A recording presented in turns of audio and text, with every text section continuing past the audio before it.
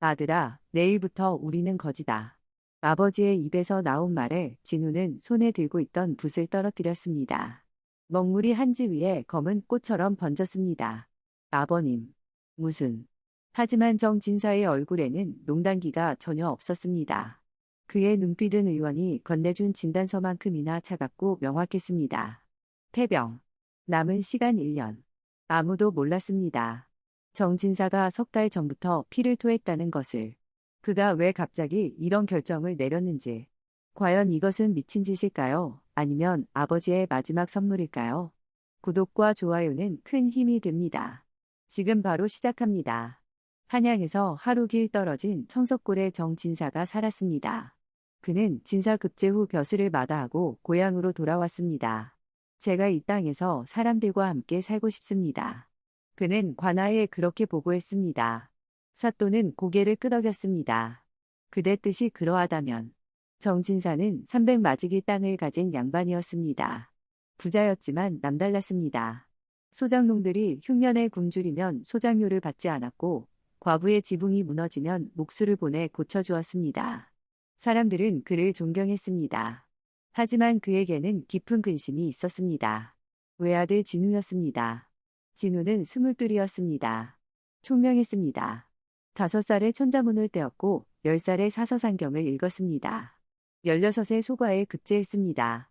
성균관 동기들은 그를 청석의 길이 나라 불렀습니다. 얼굴도 준수했습니다. 하지만 치명적인 결함이 있었습니다. 그는 사람의 정을 몰랐습니다. 책은 읽을 수 있었지만 사람의 정은 읽을 수 없었습니다. 어느 가을날 정진사는 곳간에서 쌀을 꺼내 마을 사람들에게 나눠주고 있었습니다. 진우가 장부를 들고 다가왔습니다. 아버님, 말씀 좀 여쭤도 되겠습니까? 그래, 무슨 일이냐? 제가 장부를 정리하다 발견했습니다. 지난 3년간 나눠주신 쌀이 100석이 넘습니다. 이대로라면 10년 안에 우리 가산이 절반으로 줄어듭니다. 정진사는 쌀을 푸던 손을 멈추고 아들을 바라봤습니다. 진우야, 내 계산이 정확하구나. 그렇다면 왜 계속 나눠주십니까? 이것은 합리적이지 않습니다. 정진사는 한숨을 쉬었습니다. 진우야, 너는 곡식은 셀 줄 알면서 정은 셀 줄 모르는구나. 진우는 눈썹을 찌푸렸습니다. 정을 어떻게 셉니까? 정은 장부에 기록되지도 않습니다. 그래서 내가 배워야 한다. 저는 보이는 것만 믿습니다. 땅, 쌀, 돈. 그것들이 진짜입니다. 정진사는 아들의 어깨를 잡았습니다. 진우야, 세상에서 가장 중요한 것은 눈에 보이지 않는단다. 진우는 고개를 저었습니다. 아버님 말씀은 이상적입니다. 하지만 현실은 다릅니다. 옆집 김 영감을 보십시오. 그는 단 한 푼도 베풀지 않지만 우리보다 부유합니다. 김 영감은 마을에서 가장 부유했습니다. 정진사보다 땅이 2배 많았습니다. 하지만 그는 쥐새끼 한 마리도 아까워했습니다. 그에게는 사연이 있었습니다. 40년 전 그는 매우 가난했습니다. 겨울에 얼어 죽을 뻔했을 때 부잣집 친척에게 도움을 청했습니다. 형님, 살려주십시오. 쌀 한 말만. 그러나 그 친척은 대문도 열지 않았습니다. 가난한 건 내가 게으른 탓이다. 썩 꺼져라. 그날 밤 김 영감은 눈 속에서 죽다 살아났습니다. 손가락 2개가 얼어 떨어졌습니다. 그는 맹세했습니다. 세상에 믿을 건 오직 재물뿐이다. 사람은 절대 믿지 않겠다. 그 후 그는 미친 듯이 돈을 모았습니다. 남의 땅을 빼앗고 이자를 받아 사람들을 쥐어짰습니다. 사람들은 그를 증오했지만 그는 개의치 않았습니다. 미워하든 말든 나는 부자다. 정진사는 김 영감을 볼 때마다 안타까웠습니다. 하지만 진우는 달랐습니다. 아버님, 김 영감이 현명합니다. 세상은 냉정합니다. 그날 밤 정진사는 다시 피를 토했습니다. 손수건이 붉게 물들었습니다. 그는 그것을 빨리 숨겼습니다. 한양의 명의가 말했었습니다. 진사님, 많아야 1년입니다. 정진사는 시간이 없었습니다. 아들에게 가르쳐줄 시간이. 그는 결심했습니다. 말로는 안 되겠구나. 직접 겪게 해야겠어. 며칠 후 정진사는 관아를 찾았습니다. 사또 앞에 꿇어 앉았습니다. 사또님, 제가 이번에 큰 결정을 내렸습니다. 무슨 일인가? 제 재산을 모두 마을 사람들에게 나눠주려 합니다. 사또는 놀라 붓을 떨어뜨렸습니다. 자네, 정신이 온전한가? 온전합니다. 제게는 이유가 있습니다. 무슨 이유인가? 정진사는 품에서 의원의 진단서를 꺼냈습니다. 사또는 그것을 읽고 얼굴이 굳었습니다. 자네가. 예, 시간이 없습니다. 그래서 제 아들에게 마지막 가르침을 주고 싶습니다. 사또는 한참을 침묵했습니다. 자네 뜻이 그러하다면 관에서 허락하겠네. 하지만 정식 문서가 필요하네. 감사합니다. 정진사는 절을 올렸습니다. 이틀 후 관아에서 이방이 왔습니다. 토지 양도 문서를 가지고 왔습니다. 마을 사람들이 모였습니다. 정진사가 말했습니다. 여러분, 오늘 관아의 허락을 받아 제 재산을 나눠드리려 합니다. 사람들은 믿을 수 없었습니다. 진사님, 무슨 말씀을? 진우는 그때 처음 알았습니다.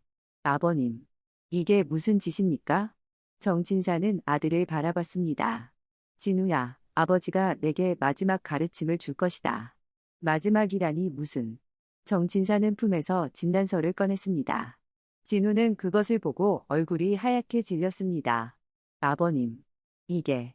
그래, 아버지에게 많은 시간이 남지 않았다. 그래서 서둘러야 한다. 진우는 주저앉았습니다. 안 됩니다. 한양의 명의가 있습니다. 제가 모시고 가겠습니다. 이미 만났다. 소용없다더구나. 정진사는 아들을 일으켰습니다. 진우야, 우는 것은 나중에 해도 된다. 지금은 아버지 말을 들어야 한다. 진우는 고개를 끄덕일 수밖에 없었습니다. 그날부터 재산 분배가 시작되었습니다. 땅은 소장농들에게 나눠졌습니다. 이방이 문서에 도장을 찍었습니다. 관아의 허락하에 이 땅은 이제 그대들 것이오. 농부들은 땅 문서를 받고 울었습니다. 집도 나눠졌습니다. 떠돌던 가족들에게 돌아갔습니다. 쌀도 돈도 모두 나눠졌습니다. 사흘 만에 모든 것이 사라졌습니다. 정진사에게 남은 것은 낡은 도포 한 벌과 지팡이 하나뿐이었습니다. 진우는 멍하니 서 있었습니다. 마을 사람들이 울며 말했습니다. 진사님, 저희가 모실 곳을 마련하겠습니다. 하지만 정진사는 고개를 저었습니다. 아니요. 저는 아들과 함께 떠나야 합니다. 이것이 마지막 가르침이니까요. 하지만 제 뜻을 받아주시오. 사람들은 어쩔 수 없이 고개를 숙였습니다. 정진사와 진우는 청석골을 떠났습니다. 뒤에서 사람들이 울며 손을 흔들었습니다. 진우는 뒤돌아보지 않았습니다. 눈물이 흘러 앞이 보이지 않았습니다. 그들은 한양으로 향했습니다. 해가 저물었습니다. 남대문 근처에 도착했습니다. 정진사는 주막 처마 밑에 멈춰 섰습니다. 오늘 밤은 여기서 자자. 진우는 주막 안을 바라봤습니다. 사람들이 밥을 먹고 있었습니다. 돈이 없구나. 정진사가 말했습니다. 진우는 그제야 깨달았습니다. 밤이 되었습니다. 차가운 바람이 불었습니다. 진우는 벽에 기대 앉았습니다. 땅바닥이 차가웠습니다. 정진사는 도포를 벗어 아들에게 덮어주었습니다. 아버님은요? 괜찮다. 진우는 아버지를 바라봤습니다. 아버지는 더 말랐습니다. 병 때문이었습니다. 아버님, 왜 이렇게까지 하십니까? 진우야, 너는 책으로 세상을 배웠다. 이제 몸으로 배울 차례다. 무엇을요? 사람의 정을. 진우는 아무 말도 하지 못했습니다. 새벽이 되었습니다. 정진사는 기침을 했습니다. 손수건에 피가 묻었습니다. 진우는 그것을 보고 가슴이 무너졌습니다. 아버님, 괜찮다. 이제 밥을 구하러 가자. 정진사는 부잣집 대문 앞에 섰습니다. 손을 내밀었습니다. 시주 하나 주십시오. 하인이 나왔습니다. 거지냐? 꺼져. 빗자루를 휘둘렀습니다. 정진사는 비틀거렸습니다. 진우는 아버지를 부축했습니다. 아버님. 정진사는 웃었습니다. 이것도 배움이다. 열집을 돌았습니다.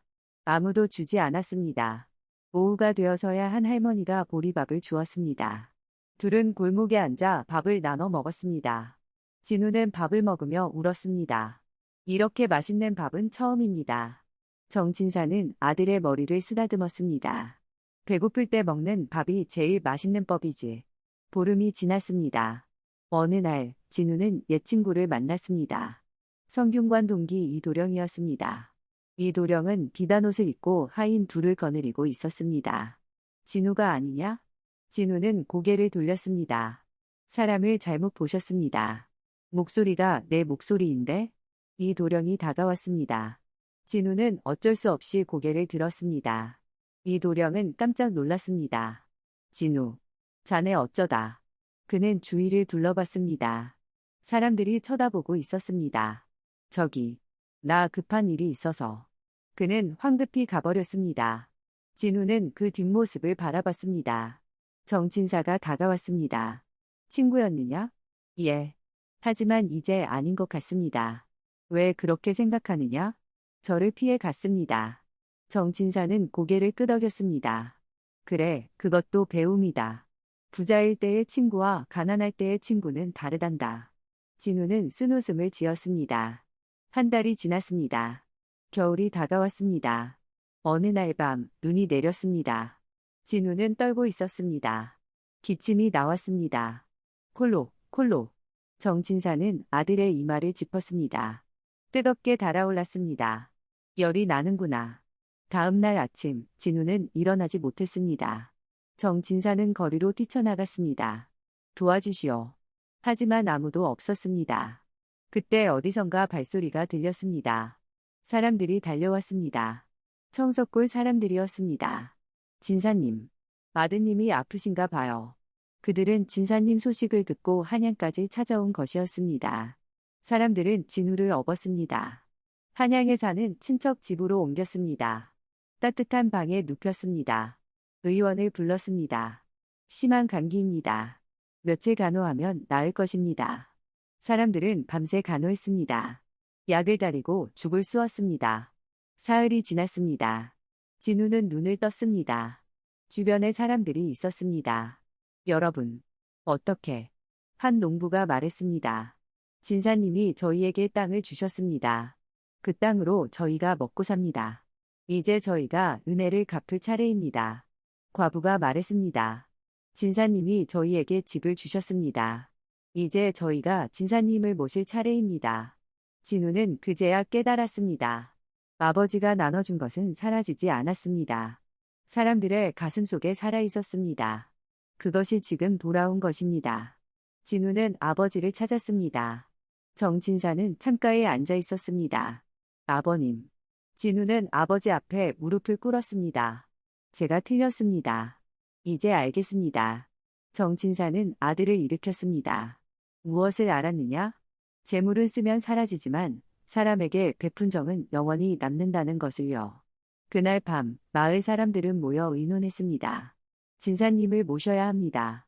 집을 지어드려야 합니다. 사람들은 저마다 무언가를 내놓았습니다. 나무, 기와, 쌀, 돈. 한 달 만에 청석골에 새 집이 지어졌습니다. 땅도 모았습니다. 각자 한 마지기씩 떼어냈습니다. 100마지기가 모였습니다. 정진사와 진우는 청석골로 돌아왔습니다. 마을 사람들이 환호했습니다. 진사님, 돌아오셨습니다. 하지만 정진사의 병은 깊어졌습니다. 겨울이 깊어질수록 기침이 심해졌습니다. 그 무렵 큰 가뭄이 들었습니다. 비가 오지 않았습니다. 샘이 마르고 우물이 바닥을 드러냈습니다. 사람들은 굶주렸습니다. 김영감은 이때를 놓치지 않았습니다. 쌀을 숨기고 값을 올렸습니다. 한 가마에 은자 10냥. 사람들은 경악했습니다. 10냥이요? 평소의 10배입니다. 싫으면 사지 마시오. 사람들은 어쩔 수 없었습니다. 땅 문서를 가져왔습니다. 집 문서를 가져왔습니다. 김영감은 배를 불렸습니다. 하지만 사람들의 분노는 끓어올랐습니다. 어느 날 밤 한 아이가 굶어 죽었습니다. 어머니는 울부짖었습니다. 내 아이. 마을 사람들이 모였습니다.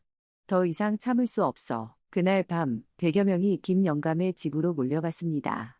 쌀을 내놔. 사람들은 대문을 부쉈습니다. 곳간을 열었습니다. 쌀을 가져갔습니다. 김영감은 도망쳤습니다. 빈손으로. 김영감은 거지가 되었습니다. 그도 구걸을 했습니다. 하지만 아무도 주지 않았습니다. 저 사람 김영감 아니야? 인색하던 놈이 벌 받았구만. 겨울이 왔습니다. 김영감은 추위 속에서 쓰러졌습니다. 길바닥에 누웠습니다. 눈이 그를 덮었습니다. 춥다. 정진사가 옳았구나. 그렇게 그는 눈을 감았습니다. 한편 청석골에서는 정진사의 병이 깊어졌습니다. 어느 겨울날 그는 병상에 누웠습니다.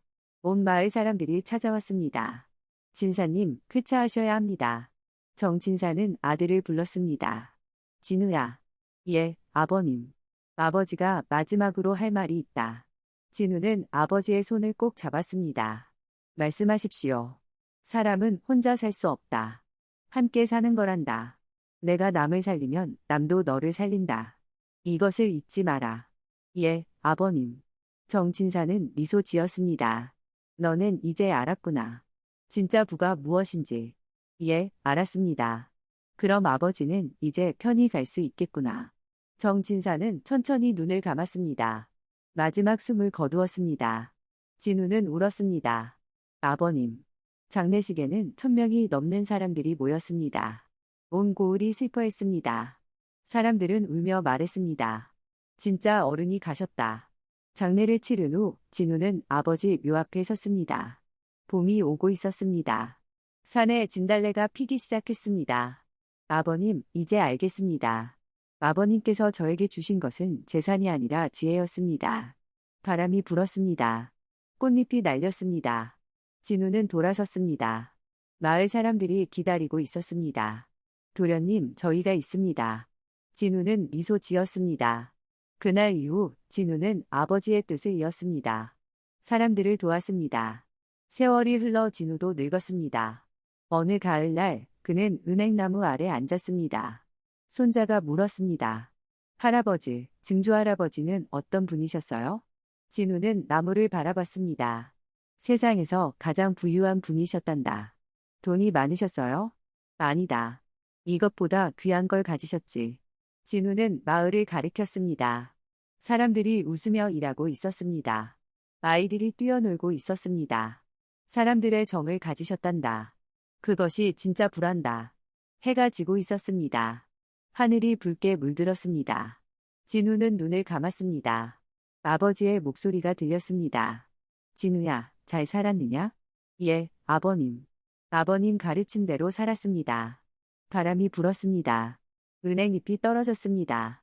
금빛으로 반짝였습니다. 오늘 이야기가 마음에 드셨다면 구독과 좋아요 부탁드립니다. 댓글로 어디서 듣고 계신지 알려주세요.